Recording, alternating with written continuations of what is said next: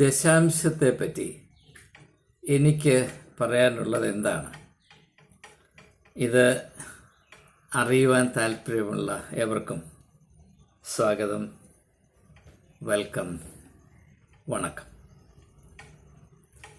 ഈ അടുത്ത കാലത്ത് പ്രത്യേകിച്ച് ദീർഘനാളായി, ദശകങ്ങളായി ഇതുണ്ടായിരുന്നു എന്ന് നിങ്ങൾക്കറിയാം. പ്രത്യേകിച്ച് അടുത്ത കാലത്ത് ദശാംശത്തെ പറ്റിയുള്ള പരാമർശങ്ങളും അതിൻ്റെ അർത്ഥവും പ്രസക്തിയും അറിയാനുള്ള താല്പര്യങ്ങളും പൂർവാധികമായി വർദ്ധിച്ചിരിക്കുന്നു എന്ന തോന്നൽ ഉള്ളത് കൊണ്ടാണ് ഞാൻ ഈ വീഡിയോ ചെയ്യുന്നത്.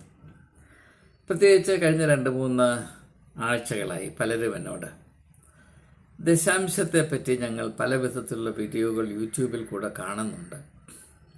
ചില അധ്യാപകർ പോലും ഒരു അധ്യാപികയുടെ കാര്യം പ്രത്യേകിച്ച് എടുത്ത് പറഞ്ഞുകൊണ്ട് അവർ പോലും ഇതിനെപ്പറ്റി പാരമ്പര്യത്തിൽ മാത്രം ആശ്രയിച്ചുകൊണ്ട് സംസാരിക്കുന്നു. ഇതിൻ്റെ അർത്ഥം എന്താണ്, എങ്ങനെയാണ് താങ്കൾ ഇതിനെ കാണുന്നത് എന്ന ചോദ്യം പലരും പല വിധത്തിൽ വളരെ നിർബന്ധത്തിൽ എന്നോട് ഉന്നയിച്ചത് കൊണ്ട് അത് സംബന്ധമായ 2 ചിന്തകൾ നിങ്ങളുമായി പങ്കിട്ടുകൊണ്ട് ഞാൻ വിരമിച്ചുകൊള്ളാം. ദശാംശം കൊടുക്കുക എന്ന് പറയുന്നതിൽ കൊടുക്കുക എന്ന ആ ഒരു അംശം മാത്രം നമുക്കെടുക്കാം. എൻ്റെ മനസ്സിൽ യാതൊരു സംശയമില്ല, കൊടുക്കുക എന്നത് നല്ലതാണ്. കൊടുക്കണം. കൊടുക്കുന്നത് നമ്മുടെ അഭിമാനവും സന്തോഷവും സ്വാതന്ത്ര്യവുമാണ്.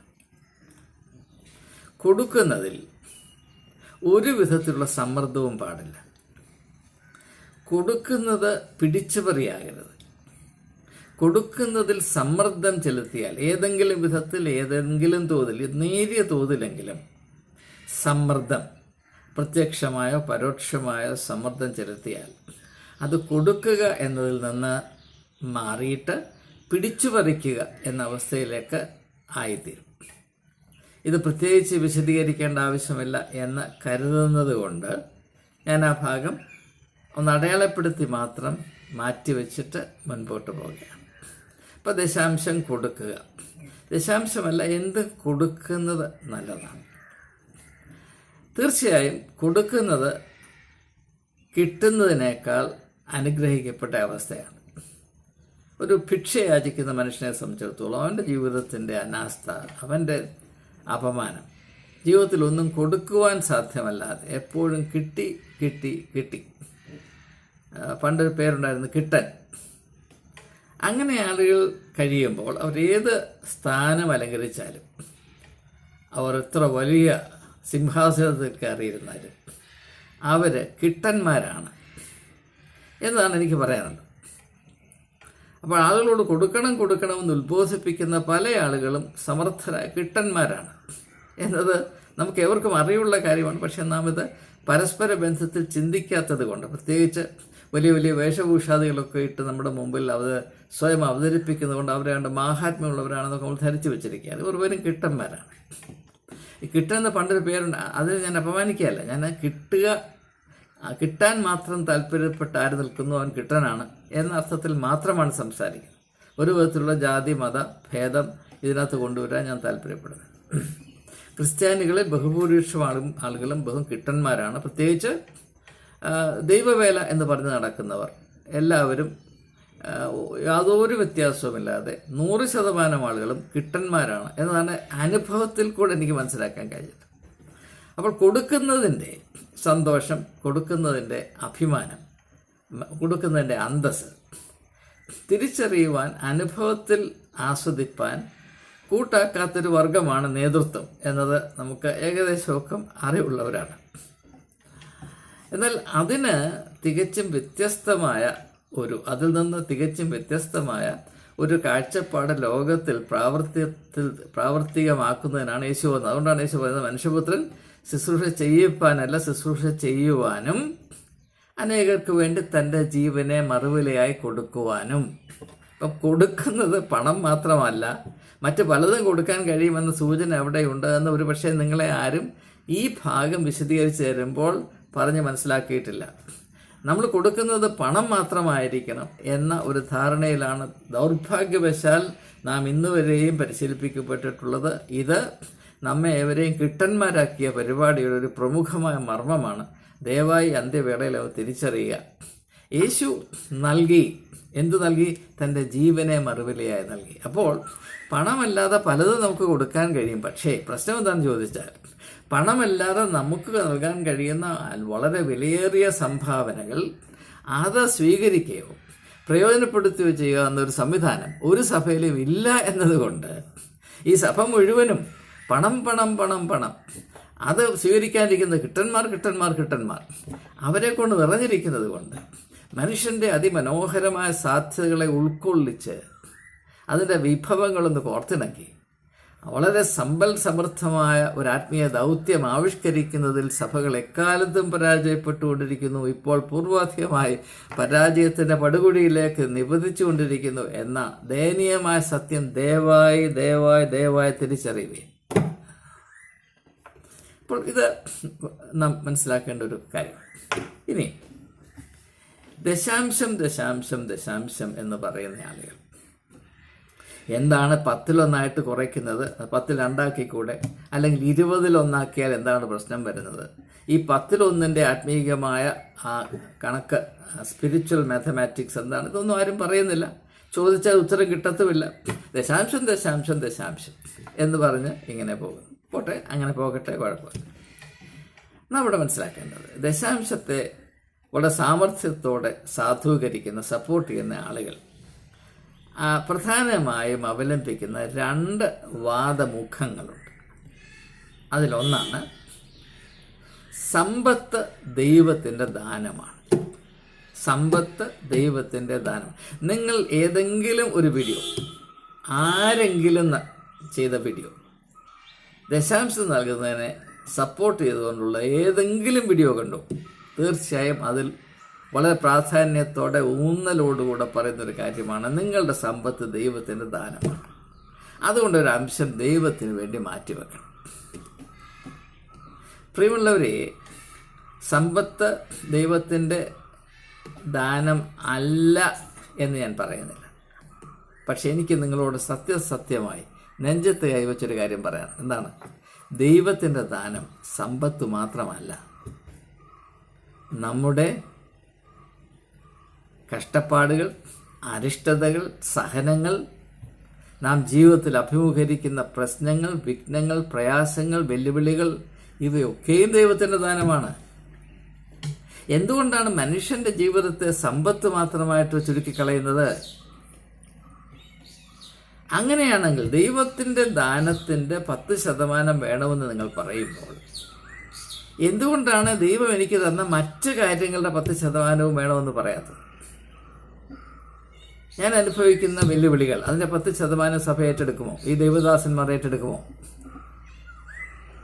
എനിക്ക് രോഗം വന്നു, ഞാൻ ആജീവനാന്തം ശരീരത്തിൽ വേദന, പലവിധമായ പ്രയാസങ്ങൾ അനുഭവം.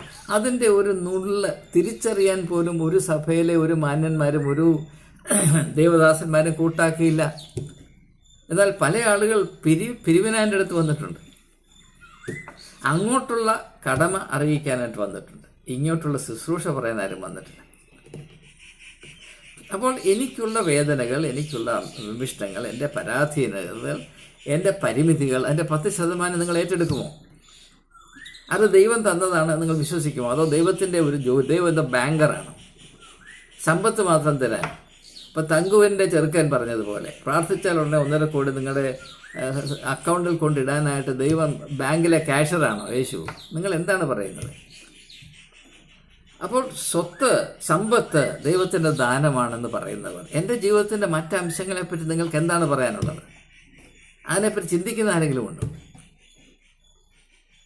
എൻ്റെ ജീവിതത്തിൻ്റെ മറ്റ് അംശങ്ങളുടെ 10% വേണ്ട, 1% പങ്കിടാൻ താല്പര്യമുള്ള, മനസ്സുള്ള, അതിന് ക്ലേശിക്കുവാൻ തയ്യാറുള്ള ഒരു ദൈവദാസനോ ഒരു സഭയ്ക്കോ എൻ്റെ വരുമാനത്തിൻ്റെ 10%, 20% കൊടുക്കാൻ ഞാൻ തയ്യാറാണ്.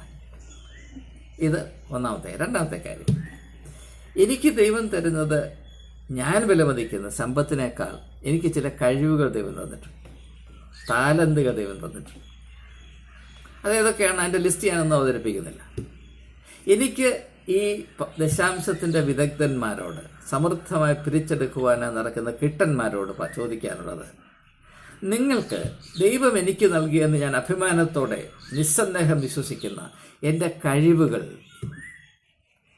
ബൗദ്ധികവും ആധ്യാത്മികവുമായ എൻ്റെ സമ്പത്തിൻ്റെ 10% വേണോ? അത് ഉൾക്കൊള്ളുവാൻ വ്യാപ്തിയുള്ള, അതിനെ ഉൾക്കൊള്ളുവാൻ ഇടമുള്ള ഒരു വ്യവസ്ഥിതി നിങ്ങളുടെ ഇടയിലുണ്ടോ? എൻ്റെ ഒരു അനുഭവം ഞാൻ നിങ്ങളോട് പറയാം. തിരുവനന്തപുരത്ത് പാളയത്തുള്ള ക്രൈസ്റ്റ് ചർച്ചിലെ അംഗമായിരുന്നു ഞാൻ. 2016 ഞാൻ ഡൽഹിയിൽ നിന്ന് ഒരു ജോലി വിരമിച്ച് ഇവിടെ തിരിച്ചു വന്നപ്പോൾ എനിക്കിവിടെ അംഗത്വമുണ്ട്. അന്നത്തെ വികാരിയായിരുന്ന, വളരെയധികം വികാരമുള്ള വികാരിയായിരുന്ന CY തോമസ് അച്ഛനോട് ഞാൻ പറഞ്ഞു, ഞാൻ 46 വർഷം ഭാരതത്തിലെ എല്ലാ സംസ്ഥാനങ്ങളിൽ നിന്ന് വരുന്ന യുവതി യുവാക്കന്മാരുടെ മധ്യത്തിൽ ജോലി ചെയ്തവനാണ്. യൂത്ത് മിനിസ്ട്രിയാണ് എൻ്റെ ആത്മാവ്. അതുകൊണ്ട് ഈ സഭയിലുള്ള യുവതി യുവാക്കന്മാരോട് സുവിശേഷം അറിയിക്കുവാനും അവർക്ക് ആത്മീയമായ ശുശ്രൂഷ ചെയ്യുവാനുമുള്ള അവസരം എനിക്ക് തരണം. എനിക്കൊരു സ്ഥാനവും വേണ്ട. ശുശ്രൂഷ ചെയ്യാൻ അദ്ദേഹം വളരെ പ്രകോപിതനായി. അദ്ദേഹം വിചാരിച്ചു ഞാൻ ഏതാണ്ട് തട്ടിപ്പറിക്കാൻ വന്നവനാണ് എന്ന് വിചാരിച്ചു. അന്ന് അദ്ദേഹം എഴുതി വെച്ചവൻ അപകടകാരിയാണ്. ആ അനുഭവത്തിൽ കൂടെയാണ് എൻ്റെ ഈ ചിന്തകൾ വളർന്നതെന്ന് ഞാൻ ഈ സമയത്ത് വെളിപ്പെടുത്തട്ടെ. നിങ്ങൾക്ക് പലവിധമായ കഴിവുകൾ ദൈവം നൽകിയിട്ടുണ്ട്. നിങ്ങൾക്ക് അനുഭവ സമ്പത്തുണ്ട്, നിങ്ങൾക്ക് വിജ്ഞാനമുണ്ട്, ആത്മീയമായ മൃദുലതയുണ്ട്, നിങ്ങൾക്ക് വിഭാവന ചെയ്യാൻ കഴിയുന്ന പല കാര്യങ്ങളുണ്ട്. ഒരു പുരോഹിതനും ചെന്നെത്താത്ത മേഖലയിൽ ചെന്ന് അനുഭവത്തിൻ്റെ സമ്പത്ത് സ്വകാര്യമായി വെച്ച് നടക്കുന്നവരാണ് ബഹുഭൂരിപക്ഷം ആളുകൾ ഇന്ന് നമ്മുടെ ക്രിസ്ത്യാനികളുടെയും സഭയുടെ അംഗങ്ങളായി നിൽക്കുന്നത്. അവരുടെ ആരുടെയെങ്കിലും അനുഭവം കണ്ടോ? ആത്മീയമായ വെളിച്ചമോ ഏതെങ്കിലും വിധത്തിൽ സഭാജീവിതത്തിൽ പ്രയോജനപ്പെടുത്തുക, അതിൻ്റെ 10% ഇങ്ങോട്ട് താ എന്ന് പറയുന്ന ആരെങ്കിലും നിങ്ങൾ കണ്ടിട്ടുണ്ട്? ഏതെങ്കിലും ദൈവദാസനെ നിങ്ങൾ കണ്ടിട്ടുണ്ട്? ഇല്ല. അപ്പോൾ ദശാംശം എന്ന് പറയുന്നത് പണത്തിന് മാത്രമാണ്. ദയവായി നിങ്ങൾ മനസ്സിലാക്കുക. അപ്പോൾ ദശാംശം. ഇനി എനിക്ക് പറയേണ്ട രണ്ടാമത്തെ കാര്യം, ദശാംശം വേണമെന്ന് പറയുന്ന ആളുകൾ, ഞാൻ ആദ്യം പറഞ്ഞു സമ്പത്ത് ദൈവത്തിൻ്റെ ദാനമാണ് എന്നത് ഇവിടെ ആദ്യത്തെ ഒരു തുറുപ്പ് ഗുലാനാണ്. രണ്ടാമത്തെ തുറുപ്പ് ഗുലാൻ എന്താണെന്ന് ചോദിച്ചാൽ, നിങ്ങൾ ഇത് കൊടുക്കേണ്ടത് ദൈവവേലയ്ക്ക് വേണ്ടിയാണ്. ദൈവവേല നിങ്ങൾ എന്തിനു വേണ്ടി കൊടുക്കണം? ദൈവവേല. അപ്പോൾ ദൈവവേല എന്താണെന്ന് ആര് ചോദിക്കാറുണ്ട്? യഥാർത്ഥത്തിൽ യേശുവിൻ്റെ വെളിപ്പെടുത്തലിൻ്റെ പശ്ചാത്തലത്തിൽ ദൈവവേല എന്താണ് എന്ന് മനസ്സിലാക്കുവാൻ ഈ ദശാംശം പിടിച്ചു പറിക്കാനായിട്ട് നടക്കുന്ന കിട്ടന്മാരോ അത് കൊടുക്കാനായിട്ട് ക്യൂ നിൽക്കുന്ന ആ കിട്ടന്മാരോ ശ്രമിക്കാറില്ല. എല്ലാം ശബ്ദങ്ങൾ മാത്രമാണ്. ദൈവവേലയ്ക്ക് കൊടുപ്പീൻ. എന്താണ് ദൈവവേല? മത്തായിയുടെ സുവിശേഷം 7-ാം അധ്യായത്തിൻ്റെ 21, 22, 23 വാക്യങ്ങൾ വായിച്ചിട്ടുള്ളവർ മനസ്സിലാകും. ഈ പറയുന്ന ഒന്നും ദൈവവേലയല്ല അല്ല. അക്കാലത്ത് പലരും എന്നോടൊന്ന് പറയും, കർത്താവേ എൻ്റെ നാമത്തിൽ നിങ്ങൾ അത് ചെയ്തു ഇത് ചെയ്തു, ഞങ്ങളുടെ രോഗികളെ സൗഖ്യമാക്കി, കുഷ്ഠരോഗികൾ സൗഖ്യമായി, പ്രവചിച്ചു, അത് ചെയ്തു ഇത് ചെയ്തു. ഞാൻ പറയും, അധർമ്മം പ്രവർത്തിക്കുന്നവരെ നിങ്ങൾ എന്നെ വിട്ടുപോകുകയും ഞാൻ നിങ്ങളെ അറിയുന്നില്ല. ദൈവവേല ചെയ്തവരോടാണ് ഈ പറയുന്നത്. എന്താണ് ദൈവവേല, എന്ത് ദൈവവേല അല്ല എന്ന് നിങ്ങൾ ദയവായി ചിന്തിക്കണമെന്നാണ് ആ ഭാഗത്തിൻ്റെ അർത്ഥം. പറയുന്നതെല്ലാം ദൈവവേലയല്ല. ദൈവത്തിൻ്റെ പേരെടുത്ത് പറഞ്ഞതുകൊണ്ട് ദൈവവേലയല്ല. ഞാൻ ദൈവത്തിൻ്റെ പേരിൽ പോക്കറ്റടിക്കാൻ നടന്നാൽ അത് ദൈവവേലയാകില്ല. ഞാൻ ദൈവത്തിൻ്റെ പേരിൽ ജനങ്ങളെ വഞ്ചിച്ചാൽ അത് ദൈവവേലയാകയില്ല. ഞാൻ ദൈവത്തിൻ്റെ പേരിൽ ജനങ്ങളെ ശപിച്ചാൽ അത് ദൈവത്തിൻ്റെ ശാപമാകയില്ല. ദയവായി മനസ്സിലാക്കുക. നാം പൊട്ടന്മാരെ പോലെ കഴിയരുത്. അതിൻ്റെ അറുതി ഉണ്ടാകണം. അപ്പോൾ ദൈവവേലയ്ക്ക് നിൻ്റെ പണം വേണമെന്ന് ആരാണ് പറഞ്ഞത്? യേശു എവിടെയാണ് പഠിപ്പിച്ചത്? നേരെ മറിച്ചല്ലേ യേശു പഠിപ്പിച്ചത്. നിൻ്റെ ആരുടെയും പൈസ ഇല്ലാതെ ദൈവത്തിൻ്റെ വേല നടത്താനൊക്കെ മനുഷ്യപുത്രന് തലചായ്ക്കാൻ ഇടമില്ലാത്തത് കൊണ്ടാണ് മനുഷ്യരാശിക്ക് അഭയമായി വളരുവാൻ അവൻ്റെ വ്യക്തിത്വത്തിന് കഴിഞ്ഞത് എന്നതാണ് യേശുവിൻ്റെ ഉദാഹരണം. യേശുവിൻ്റെ മാതൃക അത് തന്നെയാണ്. എന്തുകൊണ്ടാണ് യേശു അപ്രകാരം പറഞ്ഞത്? കുറുനരികൾക്ക് കുഴിയുണ്ട്, ആകാശത്തിലെ പറവുകൾക്ക് കൂടുണ്ട്, മനുഷ്യപുത്രന് തലചായ്ക്കാൻ ഇടമില്ല എന്ന് പറയുന്ന അർത്ഥം എന്താണ്? ദൈവവേല ചെയ്യുവാൻ ഏറ്റവും മുഖ്യമായി വേണ്ടത് പണമല്ല, പിന്നെയോ വ്യക്തിത്വമാണ്. ആത്മീകമായ വെളിച്ചം നിറഞ്ഞു തുളുമ്പുന്ന വ്യക്തിത്വമാണ് ദൈവവേല ചെയ്യുവാനുള്ള ഏറ്റവും വലിയ നിധി ഏറ്റവും വലിയ സമ്പത്ത്, ഏറ്റവും വലിയ റിസോഴ്സ് എന്നാണ് യേശു പഠിപ്പിച്ചത്. എന്നാൽ നാം ജനിച്ചപ്പോൾ മുതൽ ഇന്ന് വരെ കേട്ടുകൊണ്ടിരിക്കുന്നതാണ് ദൈവവേല നടത്തുന്നതിന് പണം പണം പണം പണം പണം. പ്രിയമുള്ളവരെ, സുപ്രധാനമായ ഒരു സത്യം നാം തിരിച്ചറിഞ്ഞേ മതിയാകേണ്ടു. അതായത് പണവും മനുഷ്യൻ്റെ വ്യക്തിത്വവും തമ്മിൽ ഒരു കാലത്തും ഒരുമിച്ച് പോകുകയില്ല. നമുക്ക് ആത്മീയമായ വ്യക്തിത്വവും അതിൻ്റെ പോഷണങ്ങളും കുറയും തോറും കൂടുതൽ മാമോൻ്റെ സമ്പാദ്യമായ ഈ പണത്തിൽ ആശ്രയിച്ച് നിൽക്കേണ്ടി വരും. ഇപ്പോൾ നൂർന്ന് നിൽക്കാൻ വയ്യാത്തവന് ഒരു ഊന്നൽ വടി വേണമെന്ന് പറയുന്നത് പോലെ, എന്നാൽ ആകെയുള്ളവൻ വടി കുത്തിക്കൊണ്ടാണെന്നാൽ എന്ത് ചെയ്യും? എന്നാൽ നേരെ നിൽക്കാൻ വയ്യാത്ത ഒരുത്തനെ ഒന്ന് നിൽക്കണമെങ്കിൽ വടി കുത്തി നിൽക്കണം. അത് മനസ്സിലാക്കാൻ കഴിയും. അങ്ങനെ കുത്തി നിൽക്കാനുള്ള വടിയാണ് ഈ പണം പണം പണം പണം, കിട്ടണം പറഞ്ഞു. നിന്റെ വ്യക്തിത്വത്തിൽ വെളിച്ചമുണ്ടോ? നിനക്ക് ദൈവം നൽകിയ താലന്തുകൾ നീ വികസിപ്പിച്ചിട്ടുണ്ടോ? നിനക്ക് ആത്മീയമായ പരിജ്ഞാനമുണ്ടോ? നിനക്ക് ദൈവികമായ ലക്ഷ്യമുണ്ടോ? ദൈവികമായ വികാരമുണ്ടോ? ദൈവികമായ ദൗത്യബോധമുണ്ടോ? നിനക്ക് യഥാർത്ഥത്തിൽ ദൈവത്തിൽ വിശ്വാസമുണ്ടോ? വിശ്വാസത്തിൽ അടങ്ങിയിരിക്കുന്ന വിപ്ലവാത്മകമായ സാധ്യതകളെപ്പറ്റി എന്തെങ്കിലും ബോധം നിനക്കുണ്ടോ? ഉണ്ട് എങ്കിൽ നീ യേശുവിൻ്റെ മാതൃക അനുകരിക്കും. ആരുടെയും ഔദാര്യം കൊണ്ടല്ല ദൈവത്തിൻ്റെ വേല ചെയ്യേണ്ടത്. മാമോൻ്റെ സമ്പത്ത് കൊണ്ടല്ല ദൈവവേല ചെയ്യേണ്ടത്. പണത്തിൻ്റെ കൊഴുപ്പ് കൊണ്ട് നടത്തിയത് ഒന്നും ഒരു കാലത്തും ദൈവവേല ആയിരുന്നില്ല, ആകാൻ സാധ്യവുമല്ല എന്നത് 100% സ്പഷ്ടമാണ്. പിന്നെ ചില ആളുകളുടെ പണക്കൊതിക്ക് ഒരു നല്ല പുറംചട്ട അണിയിക്കാനായിട്ട് ഉപയോഗിക്കുന്ന പദപ്രയോഗമാണ് ദൈവവേലയ്ക്ക് കൊടുപ്പീൻ, ദൈവവേലയ്ക്ക് കൊടുപ്പീൻ, ദൈവവേലയ്ക്ക് കൊടുപ്പീൻ. നിങ്ങൾ എവിടെയാണ് ഇതിൻ്റെ യുക്തി കണ്ടിരിക്കുന്നത്? ദൈവത്തിന് കൊടുക്കേണ്ടത് നമ്മുടെ വ്യക്തിത്വത്തിൻ്റെ മഹിമയാണ്. പണ്ടങ്ങാണ്ട് ഞാൻ കേട്ട ഒരു വാചകം എൻ്റെ മനസ്സിൽ ഇപ്പോൾ ഉന്തി കയറി വരികയാണ്. എന്താണ്? Life is God's gift to us and what we do with it is our gift to God. ജീവൻ എന്ന ദൈവം നമുക്ക് നൽകിയ ഒരു ദാനമാണ്. നാം ദൈവത്തിന് കൊടുക്കേണ്ടത് എന്താണ്? ആ ദാനത്തെ ഏറ്റവും മഹനീയമായി ഉപയോഗിച്ച് അതിൻ്റെ മേൽ ഏറ്റവും ആത്മീക പരിജ്ഞാനമുള്ള വെളിച്ചമുള്ള കാര്യവിചാരകത്വം നടത്തി അതിൻ്റെ മഹിമ വർദ്ധിപ്പിച്ച് നാം ദൈവത്തിൽ വിശ്വാസത്തിൽ അത് തിരിച്ചേൽപ്പിക്കുന്നത് മാത്രമാണ് നമ്മുടെ വിശ്വസ്തതയുടെ സ്വഭാവം ഉള്ളടക്കമെന്ന് പണ്ട് ഒരു കുറഞ്ഞ 50 വർഷത്തിന് മുമ്പ് ഞാൻ എവിടെയോ വായിച്ചതിൻ്റെ മനസ്സിലിപ്പോൾ വെളിച്ചം പോലെ മിന്നാമിന്നുങ്ങ് പോലെ അത് ശോഭിക്കുക. എന്നാൽ ഈ പറയുന്ന ആളുകൾ പണം പിരിക്കാനുള്ള കിട്ടന്മാരുടെ വായിൽ നിന്ന് ഒരിക്കലും ഇങ്ങനെയുള്ള കാര്യങ്ങൾ നിങ്ങൾക്ക് കേൾക്കാൻ സാധ്യമല്ല. അവരുടെ കണ്ണ്, കുറുക്കൻ്റെ കണ്ണ് കോഴിക്കൂട്ടിൽ എന്ന് പറയുന്നത് പോലെ നിങ്ങളുടെ പോക്കറ്റിന്മേൽ മാത്രമാണ്. അതുകൊണ്ടാണ് പണക്കാർ നിങ്ങളുടെ ഇടയിൽ വരുമ്പോൾ അവർക്ക് പ്രത്യേക സ്ഥാനവും പാവപ്പെട്ടവരെ അങ്ങ് മാറ്റി നിർത്തുകയും ചെയ്തത്. അതിൻ്റെ വിശദാംശങ്ങളിലേക്ക് ഞാൻ പോകുന്നില്ല.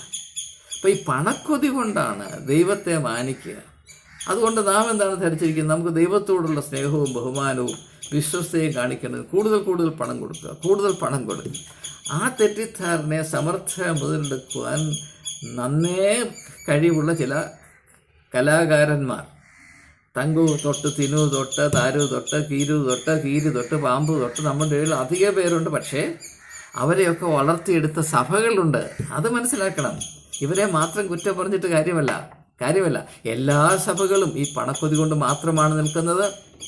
എന്നാൽ അവിടെയുള്ള ആളുകൾക്ക് വേണ്ടത്ര കലാബോധമോ തൊലിക്കട്ടിയോ അല്ലെങ്കിൽ ആവിഷ്കാര കഴിവുകളോ ഓർഗനൈസേഷൻ എബിലിറ്റിയോ അല്ലെങ്കിൽ എൻ്റർപ്രീനിയർ സ്പിരിറ്റോ ഇല്ലാത്തത് കൊണ്ട് ഇങ്ങനെയുള്ള ചില ആളുകൾ അവരുടേതായ സംരംഭങ്ങൾ നടത്തുകയും അവർ സാമ്രാജ്യങ്ങൾ സൃഷ്ടിക്കുകയും ആളുകളെ, ആയിരക്കണക്കിന് ആളുകളെ കൊഞ്ഞനം കാണിക്കുകയും കുളിപ്പിച്ചു കിടത്തുകയും ചെയ്യുന്നു. ഇത് എല്ലാം യേശുവിൻ്റെ പേരിൽ ദൈവനാമത്തിൻ്റെ മഹത്വത്തിന് വേണ്ടി അവർ ചെയ്യുന്നു. ഇതൊക്കെ നാം കണ്ടുകൊണ്ടിരിക്കുകയാണ്. ഇതൊക്കെയും നമ്മുടെ ആത്മീയമായ അന്ധതയെയും പാപ്പരത്വത്തെയും വിളിച്ചറിയിക്കുന്ന കാര്യങ്ങളാണ്.